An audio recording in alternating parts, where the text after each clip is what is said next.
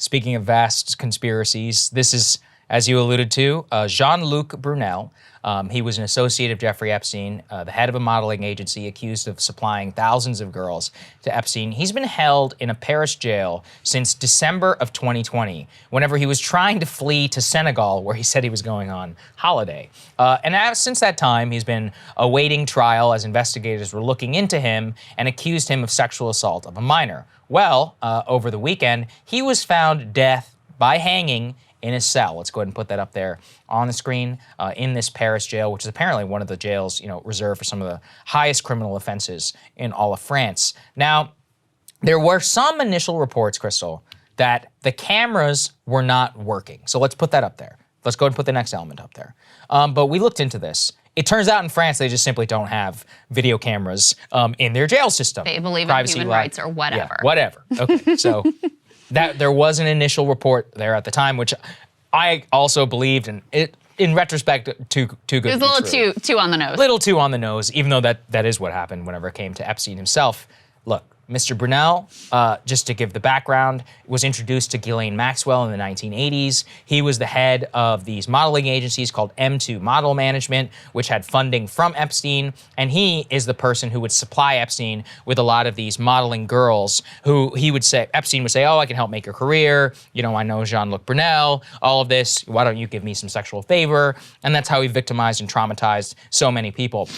A European angle has long actually been unexplored. There were some hints of this in the Financial Services Department of New York, state of New York, fining of Deutsche Bank. And in that, they detailed, you guys can go back and read it, I did a whole thing on it over at Rising. They're detailed all of these sketchy wire transfers to Europe, which were almost 100% for purposes of human trafficking. Like in Eastern Europe to Russia to well-known madams. And the bank and the compliance department basically knew what was going on and continued to let these wire transfers go through all across of Europe. And it's specifically to guys who liked Jean-Luc Brunel, who helped supply a lot of these women to Jeffrey Epstein. And in France and in Eastern Europe too, they would use these modeling agencies as grooming agencies to acquire these women and kind of, look at them and then use them to supply them to Epstein for use of human trafficking. And, so many of them were victimized. A lot of them had come forward too in terms of detailed how exactly the scheme all used to work. He had been accused also by Virginia Giuffre, who is, a true hero in this story, showing us how many of these people were working together. But yeah, he just ends up dead in a French prison. They claim it was suicide. He's been there since December of 2020. We don't have the same level of insight as we did in the US in terms of Epstein. He has the former cellmate who's a cop or was a cop. And, we know about from Michael Baden's assessment that there are bones broken in his neck, which are not consistent with which are more consistent with death by strangulation and not with death by hanging. I don't think we're going to get the same level of insight into what's happened here. But look, the guy ended up dead. We can tell you for a fact, it seems that he was deeply intertwined with Epstein's human trafficking network, and a lot of financial transactions have gone and confirmed that. So just another bow tie, I guess, on the whole situation. Yeah, this dude was effectively Epstein's pimp. He was a pimp. Providing him, that's right, according to Virginia Giuffre, thousands of girls. There's another allegation, just to give you a sense of how utterly depraved and despicable this man was. He allegedly provided 3 12-year-old girls to Epstein as a birthday present. That's what we're talking about here. And the allegations against him weren't only with regard to Epstein. He faced his own allegations of alleged rape of a minor and sexual harassment.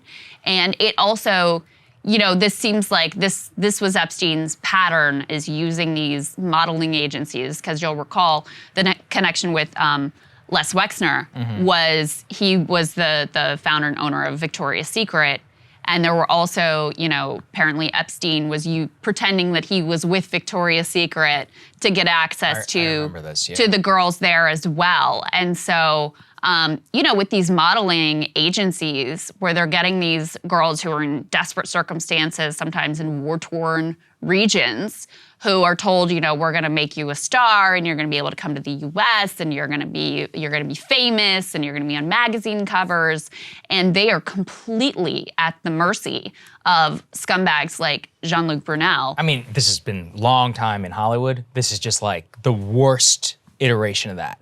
You know, that's exactly right. That really came true. You're preying on these young girls who are being taken away from their families. I mean, separate apart from Jean-Luc Brunel. Remember, there have been exposés about the sort of like, you know, the boarding houses that these girls were put into and the abhorrent conditions. So you take these young girls out of their homes, away from their families. You promise them riches and fame, and they're in this completely vulnerable position where they are, you know, ripe for exploitation.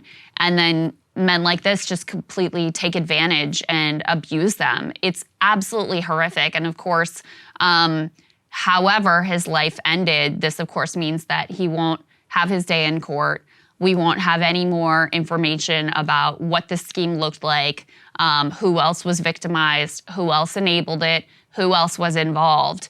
And so that's why, you know, no one's going to shed a tear for the end of this man's life, but that's why this is a disgraceful turn of events. His legal team, I'll say, says that his decision to end his life was not driven by guilt, but by a deep sense of injustice, Saagar. So here, that's the other thing. Whenever they say a decision to end his life, like if you were his legal team, wouldn't you want a more fulsome investigation? Like, why are you getting in on the narrative that, you know what I mean? Yeah, the official line coming from the French authorities is that while there weren't cameras in his cell, there were cameras in the hallway that showed no one entering or exiting his cell, and I guess he was alone in there. So that's what they're saying is, look, it has to be suicide because no one else was in there. So that's the official line. Okay. Hey guys, thanks so much for watching. That's right. Just as a reminder, you can become a premium subscriber today. Watch the full show completely uncut, our reactions to each other's monologues. You get to listen to it, you get to ask us questions, all that good stuff. Link is right there in the description or at breakingpoints.com. Best of all, great way to say screw you to the mainstream media.